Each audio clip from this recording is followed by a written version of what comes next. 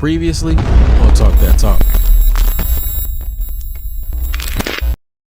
Really proud of the band programs and how they're going, man. So just shout out to everybody who's working real hard, because everything we do oftentimes we talk about is the South. You know what I mean? So I know Virginia is technically the South, but it's like upper South. So it's like from Virginia up, man. It's really important to show some love to some of those, you know, those programs, because it's not as easy sometimes to get those very large programs because the history is not there. So shout out to everybody who's closing out their year, and having my spring concert next Thursday. So I'm excited about that, man. I have a couple videos I'm gonna post up, man. So then shout out to all the kids at Science Park High School for, you know, working real hard with me. Peace out, everybody. Love y'all. Issue, bro. Yep. All right, so let's go ahead and do this one quickly. Welcome everybody to Talk That Talk. We have the unfiltered, unscripted, uncomfortable conversations about band, HBCU band coaching, music education, and more. Man, y'all go ahead and smash that like daddy as soon as y'all come in the room. Please don't ever do that again, Quan. Also, please make sure you subscribe to the Passion Is Network and turn on notifications, man. This episode will be up tomorrow on all your podcast networks. Just type in Real Talk That Talk, and except for on Apple Podcasts, where you can just type in Talk That Talk and it'll come right up for you. This is the last topic. I'm going to put the link inside of the chat so that you can come in and talk that talk with us. All right. I actually saw this one. I want to say about 2-3 days ago. Shout out to Meet Me on the 50. He was having this conversation on his page, and so it made me want to kind of bring this up and just have a quick conversation about that. So let's go. Have black band kids given up on band? Have black band kids given up on band? Portia, go ahead and start it off for me. I hit mute too early. Yeah, but Portia, go ahead and start it off.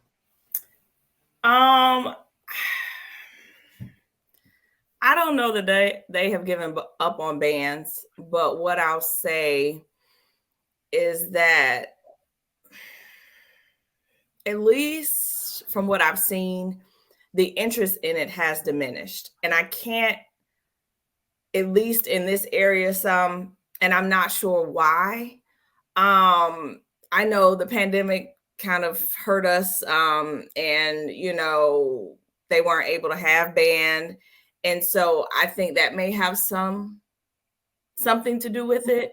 But I think also now, because of social media, and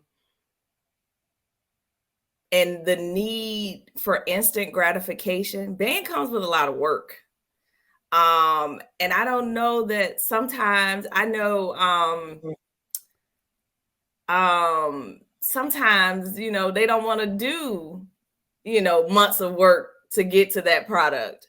I know Derek, who works with us, Derek Wright, was, expressing some things on social media about how, you know, a lot of times they'll be like, I'm going to go get a job, or I'm going to go do something that leads to that instant gratification. Whereas band kind of takes an investment of time to get to a final product.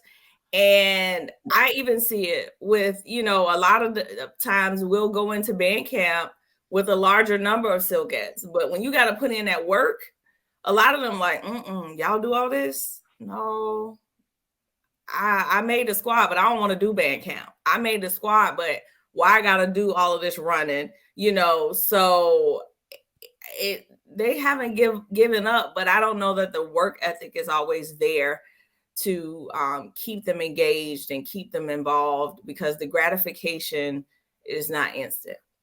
So that's how I'll phrase that. Okay. Quan, have black band kids given up on band? No. In my opinion, no.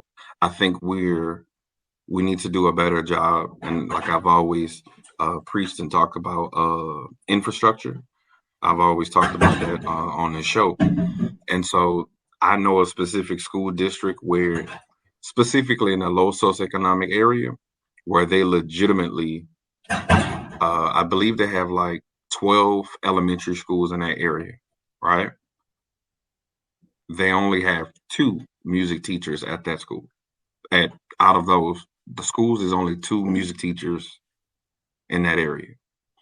Out of the 2 teachers, only 1 has an adequate program, meaning they have ORF, they're teaching Kadai, recorder ensemble, so forth and so on.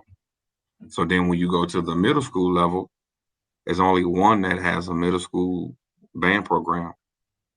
And then the high school, the high school that receives the students is in an area where students have options. So most of those students are bused to the affluent area where they participate in that band, and that band program has 200 or more students. So I think for me, it's not they're not interested, they're just not exposed to it early enough. So I mean, if you're introducing, like I think to Portia's point, to something maybe your freshman or sophomore year, you may not have you may look at it like, well, I'll try it, but when you don't get that, oh, I'm good at it feeling, I mean, you'd be like, nah, this is stupid. And I've heard, kids actually say that.